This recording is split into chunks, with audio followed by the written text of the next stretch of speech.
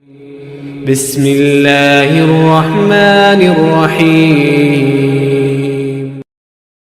بھائی ہما ایک پہلو ہے جس میں آپ اسوہ نہیں بن سکتے، وہ پہلو ہے خواتین کی زندگی کا۔ ایک بیوی کے لیے کیا اسوہ ہے؟ یہ ظاہر بات ہے کہ محمد رسول اللہ صلی اللہ علیہ وسلم کے لیے تو فزیکلی امپاسبل ہم کہیں گے، ناممکن ہے۔ بیوی کو، بہن کو، بیٹی کو وہ جو کردار پیش کرنا ہے محمد رسول اللہ صلی اللہ علیہ وسلم کے اسوے میں، اگر کوئی کمی کا امکان ہے تو صرف اس ایک پہلو سے نہیں۔ تو خواتین کے لیے بھی تو پھر درکار ہے کوئی اسوہ کہ جو نبی اکرم صلی اللہ علیہ وسلم کے اسوے میں جو یہ ایک پہلو کمی کا رہ جاتا ہے، اس کے لیے بھی تو کوئی آئیڈیل، کوئی نمونہ درکار ہے۔ تو وہ آئیڈیل اور نمونہ ہے جو ازواج مطہرات نے فراہم کیا ہے رضی اللہ تعالی عنہن اجمعین، کہ ان کو پھر آئیڈیل بنایا گیا، ان کو تمام امت کی ماؤں کا درجہ دیا گیا۔ وہ آئیڈیل ہے خواتین کی حیثیت سے۔ حضور کی جو بنات مطہرات ہیں وہ گویا کہ آئیڈیل ہے بیٹیوں کے اعتبار سے۔ تو ازواج یا بیٹیوں کا جو نقطہ نظر ہے اور اس میں جو رخ اختیار کیا جانا چاہیے، اور ماں کے لیے بھی آخر جس طریقے سے حضرت خدیجہ الکبریٰ رضی اللہ تعالی عنہا ماں ہونے کی حیثیت سے ایک آئیڈیل ہمارے مسلمان خاتون کے سامنے آئیں گی، ایسے ہی فاطمۃ الزہرا بھی آئیں گی۔ اسی لیے تو اقبال نے کہا کہ بطول باش و پنہا شو عزی اسب کہ در آغوش شبیر بگیری، تم فاطمہ کا اسوہ اختیار کرو رضی اللہ تعالی عنہا۔ فاطمہ بنت محمد مراد ہے صلی اللہ علیہ وسلم رضی اللہ تعالی عنہا، کوئی اور فاطمہ میرے پیش نظر نہیں ہے۔ فاطمہ بنت محمد ہے اسوہ، کہ اگر تم ان کا اسوہ اختیار کرو گی تو تمہاری گود میں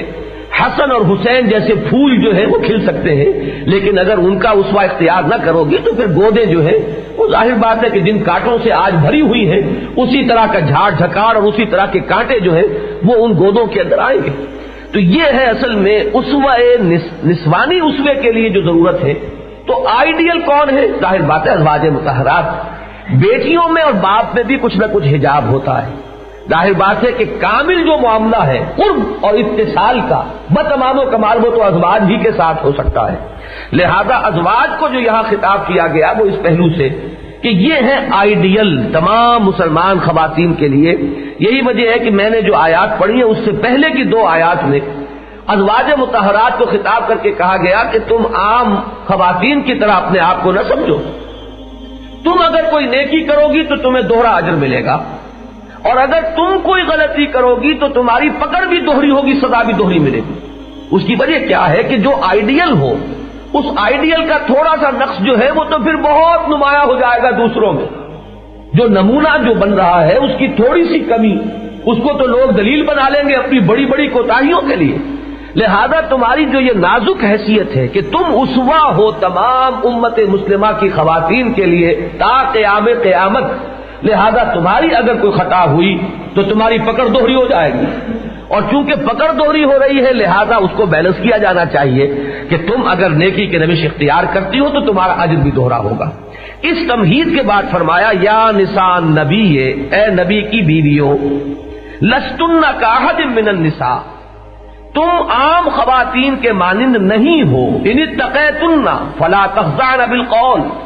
تم اگر تقوی کی روش اختیار کرو اور خدا خوفی اس کا انداز اختیار کرو تو پہلی تو تمہیں یہ ہدایت ہے کہ تم اپنی گفتگو میں جب بھی کسی غیر مرد سے بات کرنے کی ضرورت پیش آ جائے تو اپنی آواز میں لوچ مت پیدا کرو، فلا تخضعن بالقول فیطمع الذی فی قلبہ مرض وقلن قولا معروفا، کہ اس لوچ کی وجہ سے، حالانکہ آواز کا لوچ جو ہے وہ نسوانی حسن ہے، اللہ تعالیٰ نے یوں ہی تو نہیں فرق رکھا ہے مردانہ آواز میں اور نسوانی آواز میں، فطرت کے کچھ تقاضے ہیں جن کو پورا کرنا مقصود ہے، لیکن یہاں چونکہ ایک برائی کا سدباب ہے، تمہاری آواز کا یہ حسن جو ہے یہ ظاہر ہو تمہارے شوہر کے لیے ہو یا جو آگے اور آ جائے گی تفصیل، جو تمہارے محرم ہیں ان کے سامنے آئے تو کوئی حرج نہیں، لیکن غیر محرم کان سے اگر کوئی آواز اس نوعیت کی ٹکراتی ہے تو اگر کسی کے اندر کوئی روگ ہے، کسی کے اندر کوئی خباثت ہے، اس خباثت کو غذا مل سکتی ہے، اس روگ کی وجہ سے جو اس میں ہے، اس میں ایک تحریک پیدا ہو سکتی ہے، اور اس تحریک کا سدباب کرنا جو ہے مطلوب ہے. تو فلا تخضعن بالقول فیطمع الذی فی قلبہ مرض وقلن قولا معروفا. یہ بھی نہیں ہے کہ جھڑکو اور ڈانٹو، بات معروف طریقے پر کرو اور جتنی ضروری ہو اتنی کرو، اس سے زائد نہیں. اور اس میں بھی آواز کے اندر لوچ نہ ہو، بلکہ یہ کہ کچھ نہ کچھ میں سمجھتا ہوں کہ ان الفاظ کا تقاضا یہ ہے کہ کچھ تکلف کر کے بھی اس میں کرختگی پیدا کر لی جائے تو یہ اس حکمت کے عین مطابق ہوگی کہ جو اس حکم کی پشت پر کار فرمائے. اس کے بعد اب کیا ہے تمہارا رول کیا ہے؟ وَقَرْنَ فِي بُيُوتِكُنَّ وَلَا تَبَرَّجْنَ تَبَرُّجَ الْجَاهِلِيَّةِ الْأُولَىٰ. اپنے گھروں میں قرار پکڑو، یہ گھر ہے تمہاری اصل جگہ، گھر سے باہر تمہاری نگاہ ہی نہ اٹھے. تمہارا اصل میدان کار جو ہے وہ گھر کی چار دیواری کے اندر ہے. باہر نکلنا کوئی ایمرجنسی ہو، شدید ضرورت ہو تو بات دوسری ہے، ورنہ یہ جان لیجئے کہ مسلمان معاشرے میں ایک مسلمان خاتون کا دائرہ کار جو ہے، میدان عمل جو ہے وہ اس کا گھر ہے.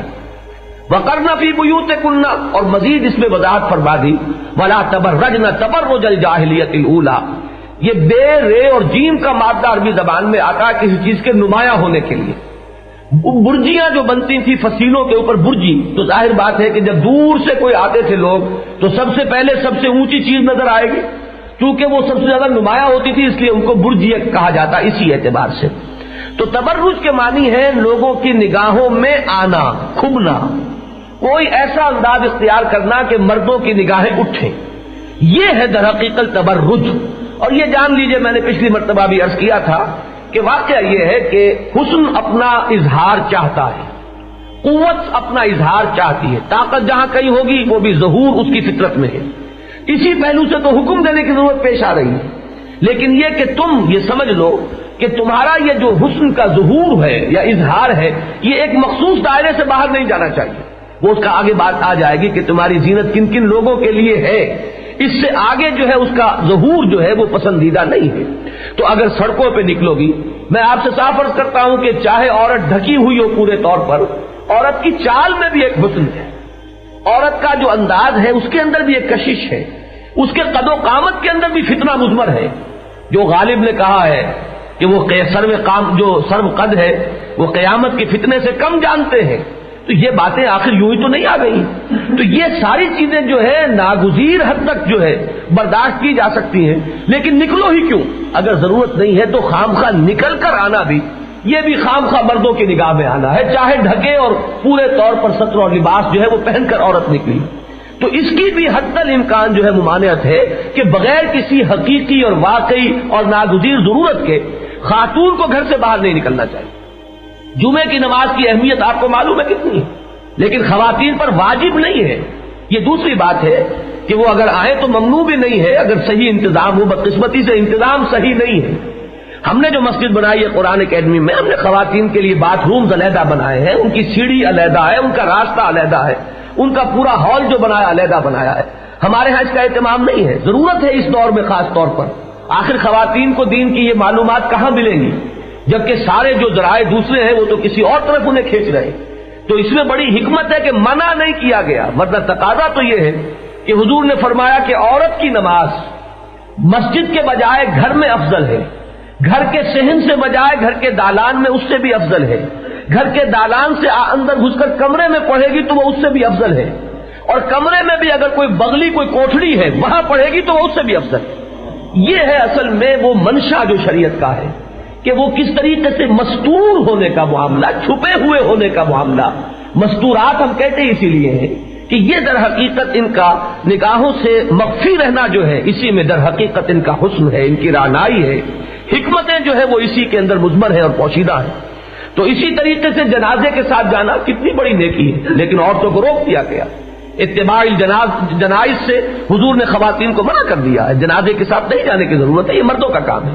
تو یہ میں نے آپ کو بتایا، ایمرجنسی ہوگی تو بات بالکل دوسری ہو جائے گی، وہاں جا کر تو یہ قواعد جو ہے نارمل یہ ہولڈ نہیں کرتے. لیکن یہ ہے کہ اصل جو دین کا مثبت طور پر جو مزاج ہے اس کے سمجھنے میں سمجھتا ہوں کہ کسی بھی مغالطے کی گنجائش نہیں ہے اگر انسان واقعتاً سمجھنا چاہے.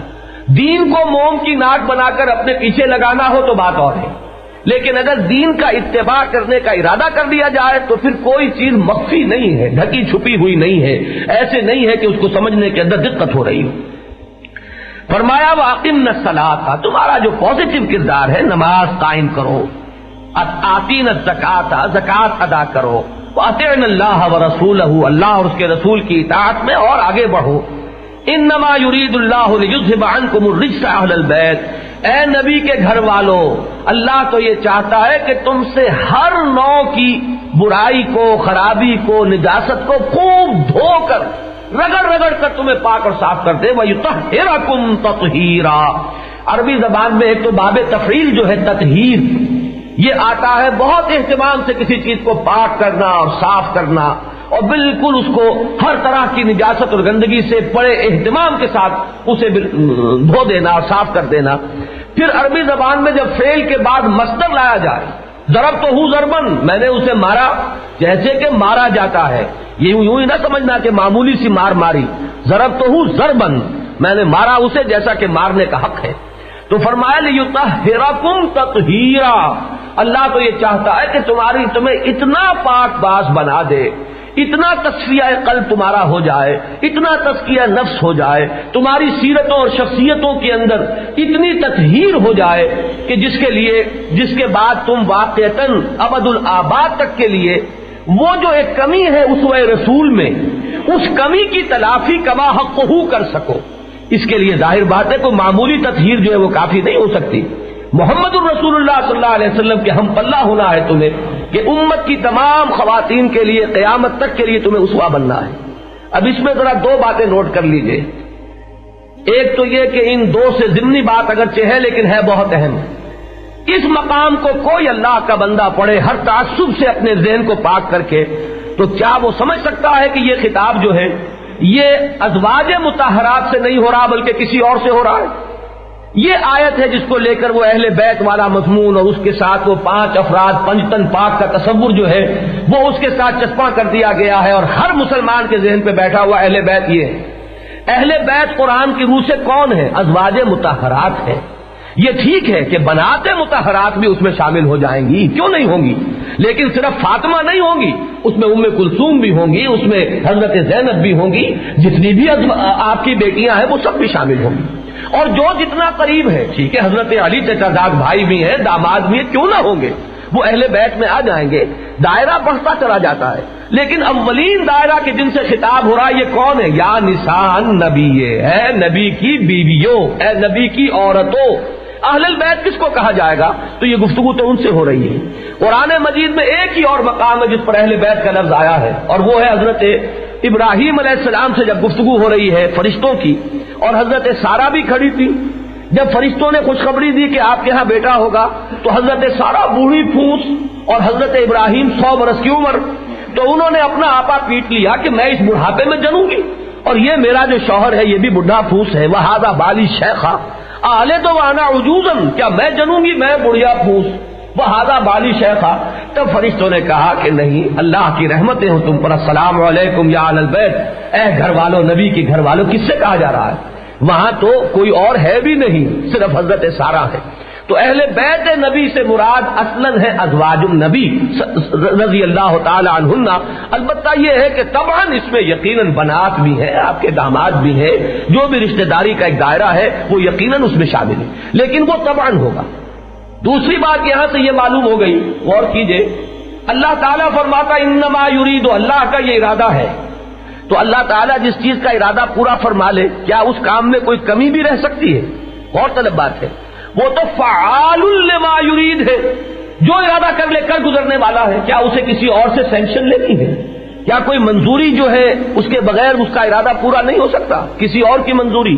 کیا کوئی ایسے موانع ہو سکتے ہیں جو ارادہ الہی کے آڑے آ سکیں؟ تو اگر اللہ نے یہ ارادہ ظاہر فرمایا کہ اللہ تو یہ چاہتا ہے کہ تمہیں بالکل پاک صاف کر دے، یطہرکم تطہیرا، تو کیا ہم ایک لحظے کے لیے بھی یہ گمان کر سکتے ہیں کہ اس تطہیر میں کہیں کمی رہ گئی ہوگی ازواج مطہرات کے لیے؟ یہ ہے اصل میں وہ بات، اور نوٹ کیجئے 1 سال پہلے یہ آیت نازل ہو رہی ہے، واقعہ افک جو ہے ابھی 1 سال بعد ہونے والا ہے۔ ان چیزوں کے اندر جو حکمت مضمر ہے ان کو سامنے رکھیے کہ یا تو یہ مانیے کہ اللہ بے بس ہے، عاجز ہے، تب تو ٹھیک ہے، آپ جو چاہے کر گزریں، لیکن اس صورت میں یہ کہ اپنے ایمان کی خیر بنائیے، پھر وہ ایمان بھی درست ہے کہ نہیں ہے۔ لیکن اگر 1 سال پہلے اللہ یہ اعلان کر چکا ہو، اور وہ اعلان یقیناً اولین جو ہے خطاب اس میں وہ ازواج مطہرات سے ہے، تو پھر بھی اگر کوئی گندگی کا کوئی تصور اپنے ذہن میں لیے ہوئے ہو کسی زوجہ محترمہ کے لیے محمد الرسول اللہ صلی اللہ علیہ وسلم کے، تو اصل میں وہ اس کے اپنے ذہن کی گندگی ہے،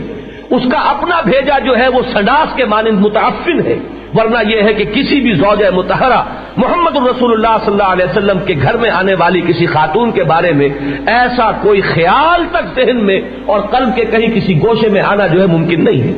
تو یہ ہے اصل میں وہ پازیٹو کردار۔ اور اس کے بعد فرمایا وَاذْكُرْنَ مَا يُتْلَى فِي بُيُوتِكُنَّ مِنْ آیَاتِ اللَّهِ وَالْحِکْمَةِ، اور جو اللہ کی آیات اور حکمت تمہارے گھروں کے اندر جو یہ خون برس رہا ہے، تمہارے گھروں میں جو بارش ہو رہی ہے، قرآن تمہارے گھروں میں نازل ہو رہا ہے، اور حضور نے حضرت عائشہ کی تو خاص فضیلت بیان فرمائی کہ ان کے لحاف میں بھی وہی نازل ہوئی، کسی اور زوجہ محترمہ کے لحاف میں وہی نازل نہیں ہوئی، محمد الرسول اللہ صلی اللہ علیہ وسلم پر حضرت عائشہ وہ ہے کہ حضور فرماتے کہ ان کے لحاف میں بھی مجھ پر وہی نازل ہوئی ہے۔ تو یہ جو بارش جو ہے انوار کی تمہارے گھروں میں ہو رہی ہے اور خون برس رہا ہے، میں پھر کہہ رہا ہوں اس کو سمیٹو، یہ ہے اصل دولت، یہ ہے اصل سرمایہ، اور کسی طرف تمہارا دھیان ہی کاہے کو جائے گا، یہی کام اتنا بڑا ہے۔ اور اس میں بھی جان لیجیے حضرت عائشہ ٹاپ پر ہے، اور حضرت عائشہ سے یہ کم سنی کی عمر میں جو شادی ہوئی ہے، اس کی حکمت یہی ہے کہ انہوں نے اس وقت جب کہ ذہن بہت ہی قبول کرنے والا ہوتا ہے، بڑی عمر میں جا کر ذہن کے اندر تلقی کی وہ صلاحیت نہیں رہتی، ایک عمر ہے جب تک انسان چیزیں سیکھ سکتا ہے، اس سے آگے جا کر ایک مزاج بن چکا ہوتا ہے، اس کو ڈھالنا جو ہے کسی نئے انداز میں یہ پھر مشکل ہو جاتا ہے۔ تو یہ جو بالکل نیم پختگی کے عالم میں حضور کے گھر میں حاضر ہو گئی حضرت عائشہ صدیقہ رضی اللہ تعالی عنہا، تو حضور نے پھر گویا کہ ان کو تربیت دی، حضور ان کے مربی ہیں، حضور ان کے مزکی ہیں، صرف شوہر نہیں ہیں، اور معلم ہیں۔ تو تربیت و تزکیہ نبوی اور تعلیم قرآن اور حکمت سے جتنا حصہ اور جتنا فیض پایا ہے حضرت عائشہ صدیقہ رضی اللہ تعالی عنہا نے، کسی اور کا سوال نہیں۔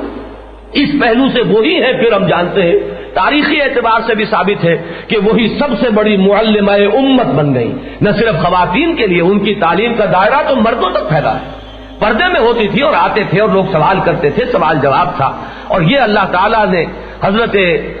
خود نبی اکرم صلی اللہ علیہ وسلم اور ازواج مطہرات کو اتنی ایثار جو ہے اس کی ہمت عطا فرمائی کہ زندگی کے وہ گوشے بھی کہ جن کو کوئی شخص نہیں چاہے گا کہ ہماری یہ بات کسی اور کے علم میں آئے، بالکل جو تعلقات مرد شوہر اور بیوی کے درمیان ہوتے ہیں، اس کو نہیں چاہتا انسان کہ کہیں بھی تش بام ہو، وہ چیزیں بھی چونکہ اسوہ بننا ہے، چونکہ یہاں سے یہ طے ہونا ہے کہ جائز کیا ہے ناجائز کیا ہے، کس معاملے میں کس حد تک انسان جا سکتا ہے، کس حالت میں آخری کون سی چیز ہے جہاں تک کہ انسان جو ہے بڑھ سکتا ہے۔ ان تمام چیزوں میں بھی بعض منکرین حدیث نے اسی کو فتنہ بنا لیا، ایسی ایسی چیزیں حدیثوں میں آ گئی، خدا کے بندو یہ بھی زندگی کا جز ہے۔ کیسے معلوم ہوگا کسی شخص کو روزہ رکھ کر وہ اپنی بیوی سے کس حد تک قرب حاصل کر سکتا ہے؟ معلوم ہوگا تبھی تو آخر اس پر عمل ہو سکے گا، ورنہ کیسے ممکن ہے؟ تو ان تمام چیزوں کا بھی وہ پورے شرح و بس کے ساتھ بیان ہو گیا، اور یہ ہے وہ رول وَاذْكُرْنَ مَا يُتْلَى فِي بُيُوتِكُنَّ مِنْ آیَاتِ اللَّهِ وَالْحِکْمَةِ إِنَّ اللَّهَ كَانَ لَطِیفًا خَبِیرًا، اللہ تعالیٰ بہت باریک بین ہے اور باخبر ہے۔ اس کے بعد جو طویل آیت ہے میں نے پڑھ دی تھی، اب ذرا ترجمہ آپ پھر سن لیجئے۔ یہ در حقیقت اس بات کی طرف اشارہ کر رہی ہے جو میں پہلے بیان کر چکا ہوں، جہاں تک مذہبی، دینی، اخلاقی اور روحانی میدان کا تعلق ہے، مرد اور عورت میں کوئی فرق نہیں، نیکی کے لیے کھلا ہوا میدان، مرد بڑھے عورت بڑھے، صدقات ہیں، خیرات ہیں، نماز ہے، روزہ ہے، اللہ تعالیٰ کا ذکر ہے، بھلائیوں میں ایک دوسرے سے آگے نکلنے کی کوشش ہے، ایثار ہے، قربانی ہے، عام چیزوں میں مرد اور عورت میں کوئی کمی اور بیشی کا سوال نہیں۔ عورت جو کچھ کرے گی وہ اس کے لیے ہے، مرد جو کمائے گا وہ اس کے لیے ہے۔ چنانچہ یہاں یہ طویل ترین آیت ہے اس موضوع پر، ان المسلمین والمسلمات، والمومنین والمومنات، مسلمان مرد مسلمان عورتیں، مومن مرد مومن عورتیں، والقانتین والقانتات، فرما بردار مرد فرما بردار عورتیں، والصادقین والصادقات، راست باز مرد راست باز عورتیں، والصابرین والصابرات، صبر کرنے والے مرد صبر کرنے والی عورتیں، والخاشعین والخاشعات، خشوع رکھنے والے مرد خشوع رکھنے والی خواتین، والمتصدقین والمتصدقات، صدقہ دینے والے مرد صدقہ دینے والی خواتین، والصائمین والصائمات، روزہ رکھنے والے مرد روزہ رکھنے والی عورتیں، والحافظین فروجہم والحافظات، اور اپنی شرمگاہوں کی حفاظت کرنے والے خواہ وہ مرد ہوں اور خواہ وہ عورتیں ہوں، والذاکرین اللہ کثیرا والذاکرات، اور اللہ کو کثرت سے ذکر کرنے والے مرد اور ذکر کرنے والی عورتیں، اعد اللہ لہم مغفرۃ واجرا عظیما، ان کے لیے اللہ تعالی نے وعدہ فرمایا ہے اور تیاری کی ہوئی ہے مغفرت کی بھی اور اجر عظیم کی، بہت بڑا اجر و ثواب۔ تو یہ مقام تو آج ذرا تفصیل میں جانے کا موقع نہیں ہے، میں یہ بات آج مکمل کر دینا چاہتا ہوں۔ ایک مقام تو یہ ذہن میں رکھیے کہ ایک مسلمان عورت کے لیے آئیڈیل کیا ہے، اس کا نقشہ کیا ہونا چاہیے، اس کی ایسپریشنز کیا ہونی چاہیے، اس کی ایمبیشنز کیا ہونی چاہیے، وہ کون سے میدانوں میں آگے بڑھنے کے لیے حوصلہ اپنا جو ہے اس کو پورا کرے۔ اس کے بعد اب آئیے دوسرا مقام ہے کہ جس میں اب وہ احکام آ رہے ہیں کہ جن میں حکم دیا جا رہا ہے گھر میں کس طرح تمہیں رہنا ہے۔ سب سے پہلی آیت جو ہے وہ فرمائی یا ایھا الذین آمنوا لا تدخلوا بیوت النبی الا ان یؤذن لکم الی طعام غیر ناظرین اناہ،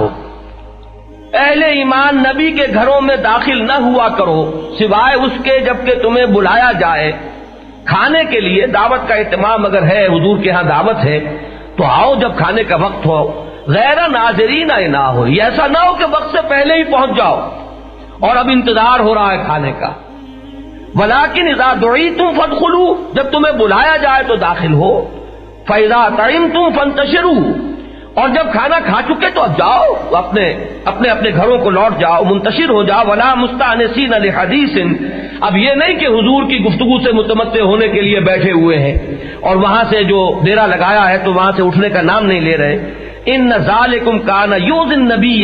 یہ چیزیں وہ ہیں جو نبی کو ایذا پہنچانے والی ہیں۔ فیستحیی منکم، لیکن نبی حیا برتتے ہیں تم سے،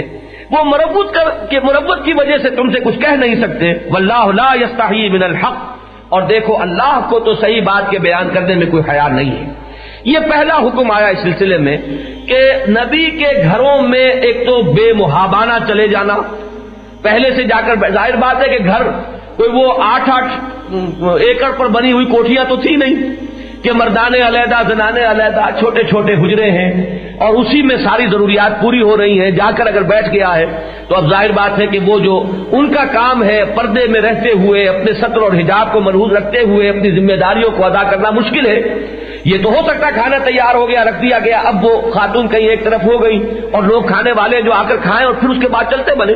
لیکن اگر تم ایسا کرو گے تو وہ جو تمدنی نظام ہے وہ درہم برہم ہو جائے گا۔ اس کے بعد فرمایا وَإِذَا سَأَلْتُمُوهُنَّ، اور جب تمہیں ان سے کوئی چیز مانگنی پڑے متاعًا فاسألوهن من وراء حجاب، تو مانگو ان سے پردے کے پیچھے سے۔ یہ حجاب کا لفظ جو ہے یہ قرآن مجید میں اس مقام پر آیا ہے۔ معلوم ہوا کہ براہ راست روح در روح ہو کر گفتگو کرنا جو ہے اس کی اجازت نہیں ہے، بلکہ پردہ درمیان میں حائل ہو۔ یہی در حقیقت وہ آیت ہے کہ جس کا پھر حضرت عائشہ صدیقہ رضی اللہ تعالی عنہا نے حوالہ دیا ہے کہ جب وہ غزوہ بنی المصطلق سے واپسی پر وہ واقعہ پیش آیا اور آپ پیچھے رہ گئی، اور وہ ایک صاحب جو صفوان، حضرت صفوان، جن کی ڈیوٹی تھی کہ وہ پیچھے کوئی گری پڑی چیز ہو، کوئی رہ گیا ہو، کمزور ضعیف آدمی، تو ان کا وہ حساب اور ان کے لیے اہتمام کرتے تھے۔ انہوں نے دیکھا ایک خاتون پڑی ہے، سو رہی ہے، چہرہ کھلا ہوا ہے، پہچان لیا حضرت عائشہ ہے۔ انہوں نے کہا انا للہ و انا الیہ راجعون۔ ان کے انا للہ کہنے سے آنکھ کھلی تو فوراً فرماتی ہیں کہ میں نے اپنا چہرہ ڈھک لیا، اور صفوان نے مجھے اس لیے پہچان لیا کہ آیت حجاب کے نازل ہونے سے پہلے اس نے مجھے دیکھا تھا، اس لیے کہ ابھی آیت حجاب جب تک نازل نہیں ہوئی تھی تو یہ پردہ نہیں تھا، تو چونکہ اس سے پہلے اس نے مجھے دیکھا ہوا تھا لہذا اس نے مجھے پہچان لیا کہ یہ عائشہ ہے، ورنہ جیسے ہی اس وقت آنکھ کھلی ان کی تو انہوں نے فوراً اپنا چہرہ ڈھک لیا۔ یہ ہے در حقیقت وہ آیت حجاب، جس کو وہ جو پوری طویل حدیث ہے حضرت عائشہ صدیقہ رضی اللہ تعالی عنہا سے مروی، اس میں آیت حجاب جو ہے یہ آیت ہے۔ کہ پردہ حائل ہونا چاہیے. اس سے یہ چہرے کا پردہ جو ہے اس کا قطعی ثبوت ہے جو قرآن مجید سے مل جاتا ہے. فرمایا ذالک اطہر لقلوبکم وقلوبہن، یہ چیز نہایت پاکیزہ ہے تمہارے دلوں کے لیے بھی اور ان کے دلوں کے لیے بھی. قرآن مجید ایسی فطری بات کرتا ہے، فطرہ سمجھ لیجئے. لوگ چاہے ڈینگیں کتنی بھی مار لیں اور سمجھ لیں کہ ہم تو بڑے مہذب ہو گئے، متمدن ہو گئے، جان لیجئے عورت اور مرد ان میں جو ایک دوسرے کے لیے کشش ہے وہ فاطر فطرت کو معلوم ہے کہ کتنی ہے. آپ چاہے کتنا ہی اس کو چھپا لیں، نفس انسانی کے اندر جو کیفیات ہیں ان کا جاننے والا ہم سے بڑھ کر وہ ہے جس نے اس مشینری کو بنایا ہے.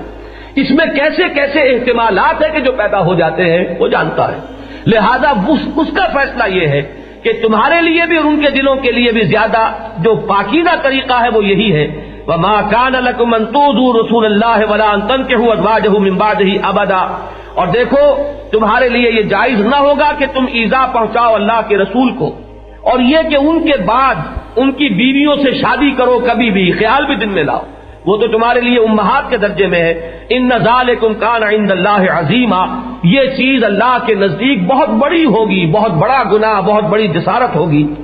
ان تبدوا شیئا او تخفوه فان اللہ کان بكل شیء علیما،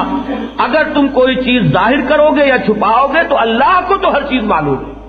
کوئی برا خیال دل میں بھی لاؤ گے اگر تو وہ بھی اللہ کے علم میں ہے. یہ نہیں کہ تم نے زبان سے نہیں کہا،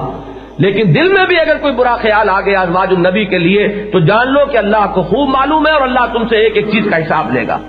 اس کے بعد فرمایا لا جناح علیہن، کوئی حرج نہیں ہے ان پر ان لوگوں کے بارے میں، یعنی اگر وہ ان کے سامنے آ جایا کریں. اب یہاں لفظ حجاب کے تحت آ رہی ہے بات کہ پردے سے مستثنا کون کون ہوں گے. انہی کو ہم محرم کہتے ہیں کہ جن سے چہرے کا پردہ نہیں ہوگا وہ کون کون ہے. وہ ہے کھلے چہرے کے ساتھ عورت، مسلمان عورت جن کے سامنے آ سکتی ہے وہ کون ہے. اور یہ آیت ابھی یہ اتنی مفصل نہیں ہے، یہاں آپ دیکھیں گے کہ 7 کا ذکر ہے. یہ مضمون جا کر مکمل ہوا سورہ نور کی آیت میں، وہ ابھی ہم پڑھیں گے، وہاں 12 ہے، لیکن یہاں جو ہے اصول معین ہو گئے اور رخ جو ہے وہ طے ہو گیا کہ رخ کیا ہے. لا جناح علیہن فی آبائہن، اپنے باپوں کے بارے میں. باپوں میں باپ دادا، اسی طریقے سے شوہر کا باپ اور شوہر کا دادا، یہ سلسلہ چلتا چلا جائے گا. اسی لیے آبائہن ولا ابنائہن، اپنے بیٹے پوتے، یہ سارا سلسلہ جو ہے ان کے اندر بڑھتا چلا جائے گا. ولا اخوانہن، اور نہ اپنے بھائی. ولا ابنائے اخوانہن، اور نہ اپنے بھتیجے، اپنے بھائیوں کے بیٹے. ولا ابنائے اخواتہن، اور نہ اپنی بہنوں کے بیٹے یعنی بھانجے. ولا نسائہن، یہاں بہت قابل غور مسئلہ ہے عورتوں کا. عورتوں سے بھی حجاب ہے. ہر بازاری عورت کے سامنے عورت کو بے حجاب آنے کی اجازت نہیں ہے مسلمان شریف عورت کو. یہ بازاری عورتیں جو ہے جو فتنے پھیلاتی ہیں اس کا اگر آپ کو اندازہ ہو تو واقعہ یہ ہے کہ یہاں نسائہن، اپنی خواتین جو جانی پہچانی ہیں، جن کی شرافت اور کردار سے تم لوگ واقف ہو، ان کا معاملہ اور ہے. باقی جو ہے ان کے سامنے عورت خود اپنے چہرے سے بے محابہ جو ہے وہ ہر عورت کے سامنے بھی نہیں، بلکہ وہ عورت جو ہے وہ جو اپنی خواتین ہیں، جو جانی پہچانی ہے، جن کا کردار، جن کی شخصیت جو ہے وہ ڈھکی چھپی نہیں ہے. ولا ما ملکت ایمانہن، اور جو ملک یمین ہو، غلام ہو، جن کے اندر اس طرح کی کسی جرت کا کوئی امکان نہیں ہے کہ وہ مملوک ہیں. یہ ہے وہ 7 وہ تعلقات کہ ان کو مستثنا کیا گیا ہے پردے سے، حجاب کے حکم سے. واتقین اللہ ان اللہ کان علی کل شیء شہیدا، اور اللہ کا تقوی اختیار کرو اور جان لو کہ اللہ تعالی ہر چیز پر گواہ ہے، نگران ہے، ہر چیز اس کے علم میں. تو یہ 7 دائرے جو ہیں معین ہو گئے. ابھی چونکہ یہ آیت تفصیل کے ساتھ سورہ نور میں آئے گی لہذا میں ابھی اس پر مزید گفتگو نہیں کر رہا، لیکن یہ جان لیجئے کہ یہ دائرہ ہے مسلمان عورت کے لیے کہ ایک فرق ہو گیا کہ حجاب کے حکم سے مستثنا کون کون ہے. ان کے باپ، ان کے بیٹے، ان کے بھائی، ان کے بھتیجے، ان کے بھانجے، یہ تو ہوئے رشتے دار. باقی یہ کہ ان کی اپنی خواتین اور ان کے ملک یمین اور غلام، یہ 7 جو ہے مدیں معین ہو گئی. اس کے بعد وہ آیت آتی ہے ان اللہ وملائکتہ یصلون علی النبی یا ایھا الذین آمنوا صلوا علیہ وسلموا تسلیما. اور پھر مزید ایک آیت کے بعد اب جو آیت آ رہی ہے جو اس موضوع پر ہے وہ میں پڑھ رہا ہوں. یا ایھا النبی، اے نبی، قل لازواجک، کہہ دیجئے اپنی بیویوں سے، و بناتک، اور اپنی بیٹیوں سے۔ یہاں بھی مجھے ذرا ضمنی طور پر ایک بات کہنی پڑے گی۔ کچھ بدبخت ایسے بھی ہیں جنہوں نے اس دور میں آ کر ایک نیا شوشہ چھوڑا ہے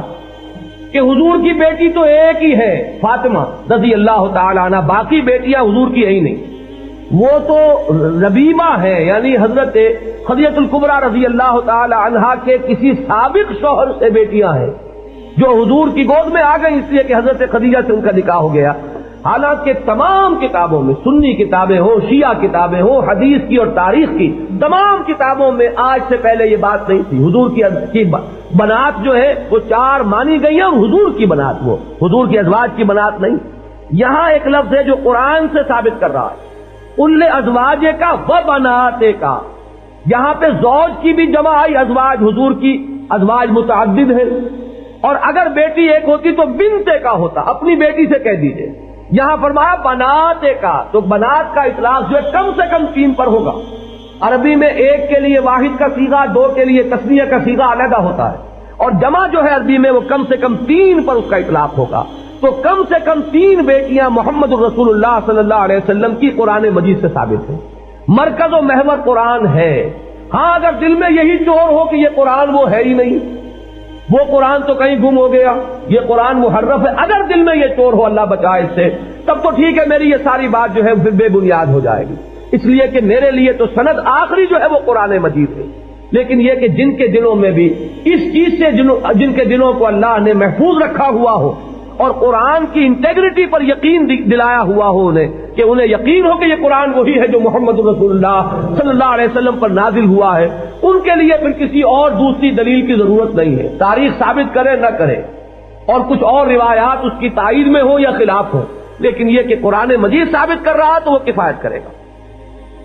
یا ایھا النبی قل لازواجک و بناتک و نساء المؤمنین، یہاں خاص طور پر نوٹ کرا رہا ہوں، ایک شوشہ کبھی کبھی چھوڑ دیتے ہیں کچھ مرد کچھ عورتیں، دلوں میں تو ان کے ہے جدید تہذیب سے مرغوبیت کا معاملہ، لیکن بہرحال کہنے کے لیے تو بات ہونی چاہیے۔ تو اب تک جو باتیں ہوئی تھی اس کے بارے میں کہہ سکتے صاحب یہ تو ازواج مطہرات کے لیے خاص احکام ہے، کیونکہ بظاہر گفتگو ازواج مطہرات سے ہو رہی ہے۔ اس کا ایک جواب تو میں دے چکا ہوں، یہ اس لیے ہے کہ اصل میں آئیڈیل وہ ہے، نمونہ انہیں بننا ہے، تو آخر نمونے کو جو بات بتائی جا رہی ہے وہ اس لیے تو بتائی جا رہی ہے کہ مطلوب ہے سب کے لیے، ورنہ نمونے ہونے کا کوئی سوال نہیں۔ اگر وہ نمونہ ہے تو یہ احکام جو ہے ان کے مخاطب صرف ازواج مطہرات نہیں رہیں گی، بلکہ یہ کہ تمام مومنات مسلمات جو ہے اس کے مخاطب ہو جائیں گی۔ اسی لیے اتنی طویل آیات میں مرد اور عورتوں کا کہ جو اوصاف بیان کیے گئے۔ اور دوسرے یہاں قرآن کے لفظ سے لے لیجئے، اے نبی کہہ دیجئے یا ایھا النبی قل لازواجک و بناتک و نساء المؤمنین، کہہ دیجئے اپنی بیویوں سے بھی، اپنی بیٹیوں سے بھی، اور مسلمانوں کی بیویوں سے، تمام خواتین اب یہاں آ گئیں، یدنین علیہن من جلابیبہن، وہ اپنے چہروں کے آگے لٹکا لیا کریں اپنی لمبی چادروں میں سے، لمبی چادر جس سے جسم کو اوڑھا ہوا ہو جسم پر اور جسم کو چھپایا ہوا ہو، جلباب کہتے ہیں اس بڑی چادر کو۔ ایک ہوتا ہے دوپٹہ، وہ دوپٹہ جو اب رسی کی شکل اختیار کر گیا ہے، اس دوپٹے کا تو ہوگا ذکر بعد میں، یہاں ہے اصل میں جلباب۔ جیسے عربوں کا معاملہ یہ کہ ایک تو ثوب ہے، یہ جو ہوتا ہے کرتا، لمبا کرتا، اس کے بعد کوئی چغا ہوگا، کوئی نہ کوئی کمبل ہوگا، یہ ان کے لباس کے، ان کے مزاج اور ذوق کا لازمی جز ہے کہ اوپر کوئی آبا، کوئی چیز جو ہے قبا کچھ نہ کچھ ہوگی۔ تو اسی طریقے سے خواتین جو ہے ان کا لباس ایک تو گھر میں پہننے کا ہوتا تھا، اس کے کیا کیا اجزاء ہیں وہ بعد میں آئیں گے، ایک ہے ان کا باہر نکلتے ہوئے ان کی یہ عادت تھی کہ ایک بڑی سی چادر لی، اسے جسم کے گرد لپیٹ لیا، اس کا حکم دیا جا رہا ہے قل ازواجک و بناتک و نساء المؤمنین یدنین علیہن من جلابیبہن، وہ اپنے جلباب جو ہے، اپنی جو بڑی چادریں ہیں، ان کا ایک کونا، ان کا کچھ حصہ اپنے چہروں کے آگے لٹکا لیا کریں، ذالک ادنی ان یعرفن فلا یؤذین، یہ بہت قریب تر ہے اس سے کہ ان کو پہچان لیا جائے کہ یہ مسلمان خواتین ہیں۔ عام خواتین کا جو کردار ہو، جو معیار ہو، ان کو چھیڑا جائے تو بہت تو چاہتی ہیں کہ ہمیں چھیڑا جائے، اگر انہیں چھیڑا نہ جائے تو انہیں مایوسی ہوتی ہے، لیکن یہ کہ اگر کوئی شریف خواتین ہے اور وہ چاہتی ہے کہ انہیں پہچان لیا جائے کہ یہ کسی اور کردار کی حامل خواتین ہیں، تو فرمایا کہ تمہیں اس طریقے سے پہچان لیا جائے گا. ذالک ادنیٰ ان یعرفن فلا یؤذین، اور انہیں کوئی ایذا نہ پہنچائی جائے گی. وکان اللہ غفورا رحیما، اور اللہ تعالیٰ بہت غفور ہے، بہت رحیم. تو یہ تو گھر سے باہر کا پردہ، یا وہ کہ جو محرموں کی فہرست سے خارج ہو گئے ان کے لیے حجاب کا حکم بھی آ گیا، اور گھر سے باہر نکلنے کی صورت میں اس بڑی چادر کا جو ایک حصہ ہے اسے وہ گھونگھٹ کہیے آپ، جو بھی کہیں آپ، اس کو چہرے کے آگے لٹکا لینے کا، اس سے دونوں آیات سے ثابت ہو گیا چہرے کا پردہ. اور اس سے مستثنا ہے وہ کہ جن کی تفصیل کے ساتھ یہاں پر وضاحت ہو گئی ہے، مزید تفصیل سورہ نور میں آ جائے گی. میں نے عرض کیا تھا کہ اصل میں یہی چیز ہے کہ جس نے برقعے کی شکل اختیار کی. چادر کی صورت میں اگر ہے تو اس میں ایک ہاتھ سے اس کو پکڑے رہنا پڑے گا. اگر اس کو سی لیا جائے، وہ ڈھیلا ڈھالا ہو، جسم کے ساتھ چپٹا ہوا نہ ہو، دبیز کپڑا ہو، اور واقعتاً جسم کو چھپانا اس سے مقصود ہو، مزید کوئی فریم جو ہے اس کے حسن کو نمایاں کرنے کے لیے وہ مقصود نہ ہو، تو پھر وہ میں سمجھتا ہوں کہ اس حکمت کو پورا کرے گا. اس میں یہ ہے کہ پھر ہاتھ جو ہے عورت کے وہ فارغ رہیں گے. کسی ایک ہاتھ میں اگر بچے کو سنبھالنا ہے اور دوسرے میں ہو سکتا ہے کہ کسی دوا کی شیشی کو پکڑنا ہو، تو یہ اصل میں وہ ضرورت ہے تمدنی جس کی وجہ سے وہ برقع بن گیا. برقع حضور کے زمانے میں نہیں تھا، اور ہم انسسٹ نہیں کریں گے کہ برقع ہی ہو. اگر اسی کے اوپر چلنا ہے تو ٹھیک ہے، لیکن یہ شرط پوری کیجیے، پھر چہرے کے آگے لٹکائیے. اگر یہ نہیں کریں گی تو ظاہر بات ہے کہ پھر شریعت کا معاملہ آپ کا نہیں ہے، پھر آپ کا اپنی شریعت ہے، اپنا جو بھی آپ کا ذہن ہے، مزاج ہے، جو کریں، لیکن اس کے لیے پھر کوئی سند اور کوئی بھی اس کے لیے نظیر قرآن یا حدیث سے مت لائیے. تو یہ جو برقع ہے واقعتاً میں نے دیکھا ہے عرب میں بدو خواتین برقع پہنے ہوئے، اور نہ صرف برقع، ان کے ہاتھوں پر دستانے ہوتے ہیں. گرم ترین وہ ملک ہے، پاؤں میں جرابیں ہوتی ہیں، یہ ہاتھ اور پاؤں بھی ان کے نظر نہیں آئیں گے. اور ایسا نہیں ہے کہ وہ گھر میں بیٹھی ہوئی ہو صرف، یا صرف کوئی بازار میں شاپنگ کے لیے نکلی ہوئی ہو تو یہ حال ہے. ہاتھ میں ان کے لکڑی ہے، اور وہ بھیڑیں اور بکریاں چرا رہی ہیں، یا اونٹوں کا گلہ ہے اور لاٹھی لیے ہوئے اونٹوں کو جو ہے وہ کسی طرف لے کر جا رہی ہے پانی پلانے کے لیے. اتنی سخت ترین خدمات وہ کرتی ہیں، لیکن یہ کہ اپنے حجاب کے احکام جو ہے اللہ نے جو دیے ہیں ان کی پابندی ہو رہی ہے. ہمارے ہاں ہندو ماحول جو تھا، اگرچہ ہندوستان میں ایک طرف تو راجپوتوں کے ہاں تھا پردہ، وہ تھا پردہ،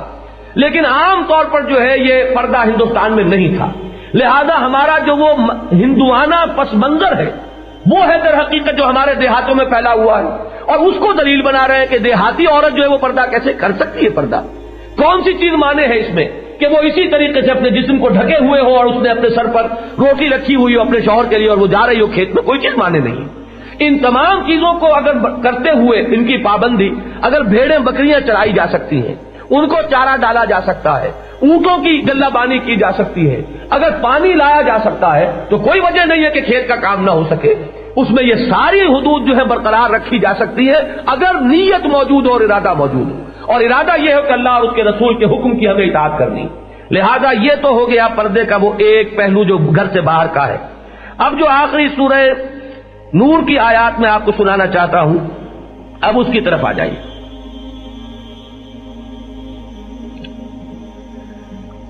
اس میں بھی جو پہلی آیت ہے اس میں حکم دیا گیا ہے. پہلے تو چونکہ حکم آیا تھا سورہ احزاب میں حضور کے گھروں میں داخل ہونے کا، اب اس کو عام کیا گیا. یا ایھا الذین آمنوا لا تدخلوا بیوتا غیر بیوتکم حتی تستأنسوا. یہ جو ایک پرائیویسی ہے گھروں کی، اہل ایمان اپنے گھروں کے سوا کسی اور گھر میں جب تک کہ تمہاری آئیڈینٹیفیکیشن نہ ہو جائے کون ہو، تم سلام کرو وتسلموا علی اہلھا، اور اجازت لو، اذن لو، تب داخل ہو، ورنہ پہلے داخل نہ ہو. پتہ نہیں گھر کی خواتین کس حالت میں بیٹھی ہیں، چاہے آپ کی بہن ہی ہے، لیکن نہ معلوم اس وقت وہ کس لباس میں ہے. کہیں کپڑے دھو رہی تھی، اس کی آستینیں چڑھی ہوئی ہیں، ہو سکتا ہے کہ صحن کو دھو رہی ہو اور اس کا پائچہ بھی اوپر چڑھا ہوا ہو، اگرچہ بہن ہے، لیکن چونکہ سطر جو ہے وہ تو بھائی کے لیے بھی ہے بہن کا، وہ باپ کے لیے بھی ہے بیٹی کا جسم، کہ جسم کے سوائے 3 حصوں کے کسی حصے پر نگاہ نہ پڑے، سوائے چہرے کی ٹکیا اور سوائے یہ ہاتھ اور پونچے سے باہر اور پاؤں ٹخنے سے نیچے، اس کے سوا باپ جو ہے بیٹی کے جسم کو نہیں دیکھ سکتا، بھائی بہن کے جسم کو نہیں دیکھ سکتا. تو معلوم ہوا کہ گھروں میں بھی اس طرح داخل نہیں ہو جانا چاہیے. ٹھیک ہے کسی کو معلوم ہے کہ صرف میری بیوی اندر ہے تو جب چاہے جس طرح چاہے چلا جائے، لیکن یہ کہ ورنہ پوری طریقے سے کھنگار کر اذن لے کر آگاہ کر کے گھروں کے اندر داخل ہو. ذالکم خیر لکم لعلکم تذکرون، یہی تمہارے لیے بہتر ہے اگر تم واقعتاً نصیحت حاصل کرنا چاہتے ہو۔ اس کے بعد یہ گھروں میں داخلہ اور استئذان کے احکام ہے، چونکہ وقت بہت کم رہ گیا ہے لہذا میں اسے اس وقت چھوڑ رہا ہوں۔ وہ ہمارے تمدن کا ایک معاملہ ہے، اس پر انشاءاللہ بعد میں کسی اور سلسلے میں گفتگو ہوگی۔ اب آگے آئیے، گھر کے اندر، چونکہ گھر کے داخلے سے بات شروع ہوئی ہے، اب اس کو ذہن میں رکھیے ربط، لہذا اب جو گھر کے اندر پردہ ہے اس کی بات ہو رہی ہے۔ یہ باہر نکلنے کی شکل میں غیر محرموں کے لیے تو معاملہ آ چکا، اب گھر میں داخل ہو کر کیا ہے؟ قل للمؤمنین یغضوا من ابصارہم ویحفظوا فروجہم، اے نبی اہل ایمان مردوں سے کہیے کہ وہ اپنی نگاہیں نیچی رکھیں اور اپنی شرمگاہوں کی حفاظت کریں، ذالک ازکا لہم، یہی ان کے لیے زیادہ پاکیزہ طریق عمل ہے۔ ان اللہ خبیر بما یصنعون، جو کچھ وہ کر رہے ہیں اللہ تعالیٰ اسے باخبر ہے۔ وقل للمؤمنات یغضضن من ابصارہن ویحفظن فروجہن ولا یبدین زینتہن، اور اہل مومن جو خواتین ہیں اہل ایمان ان سے بھی یہ کہیے کہ وہ بھی اپنی نگاہیں نیچی رکھیں اور اپنی شرمگاہوں کی حفاظت کریں اور اپنی زینت کو ظاہر نہ ہونے دیں سوائے اس کے کہ جو ظاہر ہو ہی جائے، الا ما ظہر منہا، پر یہ بھی اصل میں جہاں بھی موقع مل جاتا ہے انگلی رکھنے کا وہاں بڑے بڑے محل جدید دور کی جو جدید فیشن کی جو پرستار خواتین ہیں انہوں نے تعمیر کر دی ہیں۔ الا ما ظہر منہا کیا ہے وہ میں پہلے عرض کر چکا ہوں، عورت کا قد کاٹ، اس کے جسم کی جو ساخت ہے یہ خود اپنی جگہ پر ایک زینت ہے، یہ کتنا ہی ہاتھ چھپانے نہیں چھپ سکتی، یہ تو ظاہر بات ہے کہ خود بخود ظاہر ہو جانے والی چیزیں ہیں۔ آخر ہاتھ ہے، ہاتھ کی بھی ساخت ہے، ہاتھ کے ساخت میں ایک حسن ہے، انگلیوں کے اندر بھی ایک حسن ہے۔ اب یہ چیزیں تو ہے کہ اگر ان سب کے اوپر پردے ڈال دیے جائیں باہر نکلتے ہوئے، تو میں عرض کر چکا ہوں کہ عرب خواتین کا میں نے اپنی آنکھوں سے یہ طرز عمل دیکھا ہے، وہ بدوی خواتین کے ان کے ہاتھوں پر دستانے اور پاؤں میں جرابیں، لیکن یہ کہ گھر کے اندر تو بہرحال ایسا نہیں ہو سکتا۔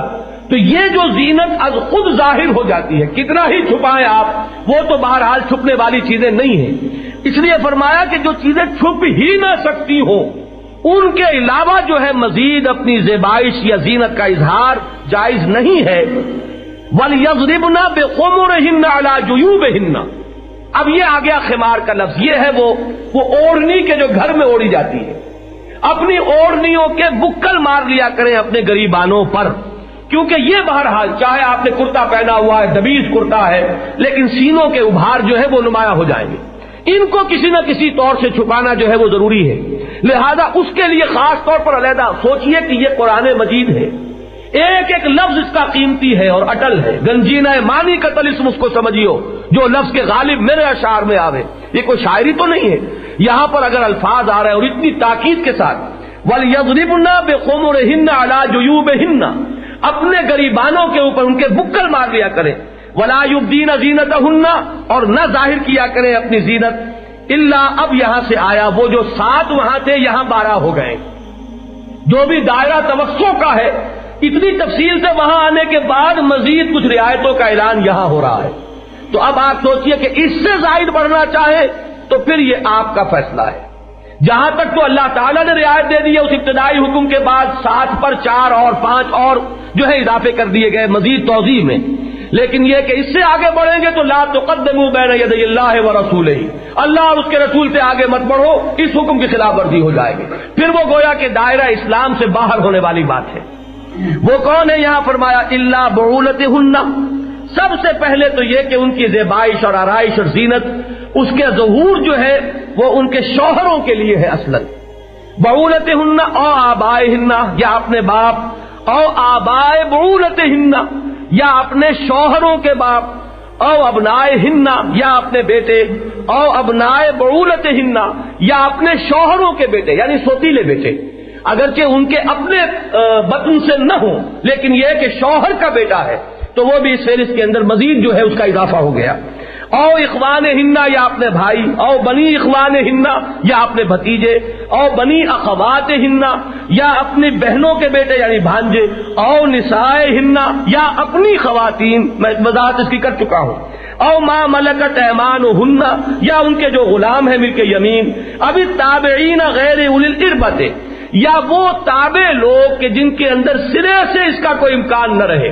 ایسے ہوتے ہیں بوڑھا ہے کوئی ہے تو دور کا رشتہ دار، فلاں کے ماموں کا چچا کا کچھ ہے لیکن کوئی اس کا اب پرسان حال نہیں ہے، وہ کہیں کسی کے گھر آ کر پڑ گیا ہے۔ اب ایسے اشخاص کے لیے بہرحال تنگی جو ہے شریعت پیدا نہیں کرنا چاہتی۔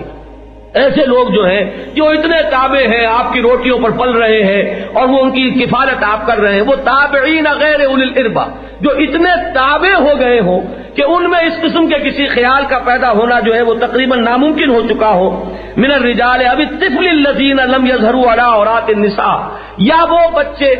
کہ جو ابھی خواتین کے مخفی معاملات سے واقف نہیں، وہ بچے چاہے کوئی بھی ہو، گلیوں کے بچے ہو، وہ اگر 5-7 سال کا بچہ آ گیا ہے گھر میں تو ظاہر بات ہے جسے ابھی کچھ ان چیزوں کا شعور نہیں ہے تو اس سے پردہ نہیں۔ اب آپ سوچئے، غور کیجئے، دیانت کے ساتھ سوچئے، میری بہنیں جو بھی یہاں ہوں، میں انہیں اللہ اور رسول کا واسطہ دے کر کہتا ہوں، اپنے دل سے پوچھیں، اپنے ضمیر سے پوچھیں، دیانت سے پوچھیں، یہ ساری باتیں کیوں بیان ہو رہی ہیں قرآن مجید میں؟ یہ کوئی کھیل ہے، تماشا ہے، شاعری ہے، یہ کیا ہے آخر؟ اللہ نے اتنی تفصیل کے ساتھ جو چیزیں بیان کی ہوں اور 2 جگہ پر وہ آئی ہوں تو یہ کس لیے؟ کوئی تفریح ہے، کوئی آخر بے مقصد کام نہیں ہے۔ اللہ تعالیٰ بچائے ہمیں کہ اس طرح کا کوئی خیال ہمارے ذہنوں میں کبھی پیدا بھی ہو، اس لیے کہ ایمان کے لالے پڑ جائیں گے۔ تو یہ سب کچھ اگر قرآن میں اتنی تفاصیل کے ساتھ آیا ہے تو سوچنا ہوگا کہ آخر ہم کس طریقے سے ان تمام چیزوں کو بالکل بالائے طاق رکھ کر اور جو مغربی تہذیب اور تمدن کا جو بھی نقشہ ہے اس کو اختیار کیے ہوئے ہیں۔ وَلَا يَضْرِبْنَ بِأَرْجُلِهِنَّ، اور چلتے ہوئے اپنے پاؤں کو بھی اس طرح نہ ماریں، لِيُعْلَمَ مَا يُخْفِينَ مِن زِينَتِهِنَّ، اگر کوئی زیور پہنا ہوا ہے تو اس کی جھنکار پیدا ہو جائے۔ وَتُوبُوا إِلَى اللَّهِ جَمِيعًا أَيُّهَا الْمُؤْمِنُونَ لَعَلَّكُمْ تُفْلِحُونَ، اور اے اہل ایمان توبہ کرو، رجوع کرو، اگر کوتاہی ابھی تک رہی ہے، اگر غلط طرز عمل رہا ہے تو آخر کب موت جو ہے وہ سروں پر منڈلا رہی ہے، توبہ کرو اور بعد آ جاؤ، اپنی حرکتوں سے اپنے طرز عمل کو بدلو، گھروں کے نقشوں میں انقلاب آئے۔ اور اگر کچھ لوگوں کے اندر بھی یہ کام شروع ہو جائے، یہ سارا سننا سنانا بیکار ہے اگر پرنالہ وہیں بہے جہاں وہ بہتا رہا اور گرتا رہا ہے، تو اس سب کا آخر کچھ نہ کچھ نتیجہ نکلنا چاہیے۔ کچھ لوگ سوچیں، کمر ہمت کسیں، اور اگر واقعہ یہ ہے کہ اعلیٰ جو ہمارے جو گھرانے ہیں ان میں سے 2-4 میں بھی ان تقریروں کے بعد کوئی انقلاب پیدا ہوا تو یہ بھی ایک انیشیشن ہو جائے گی، ایک پروسیس کا آغاز ہو جائے گا۔ ہو سکتا ہے لوگوں کے سامنے آئے گا کہ لوگوں نے کوئی طرز عمل بدلا ہے، پہلے جو آنا جانا تھا گھروں کے اندر اب اس پر قدغنیں عائد ہو گئی ہیں۔ اللہ اور اس کے رسول کے احکام کو بہرحال کچھ لوگوں نے سپریم سمجھا ہے کہ یہ ہمارے تمدن سے یا ہماری تہذیب یا ہمارے احساسات، ہمارے دوستوں کے جذبات مجروح نہ ہو جائے۔ اللہ تعالیٰ ان سب سے نگاہوں کو ہٹا کر صرف اپنے اوپر اور اپنے رسول کی سنت کے اتباع پر ہماری نگاہوں کو جما دے۔ اقول قولی ھذا واستغفر اللہ لی ولکم ولسائر المسلمین والمسلمات۔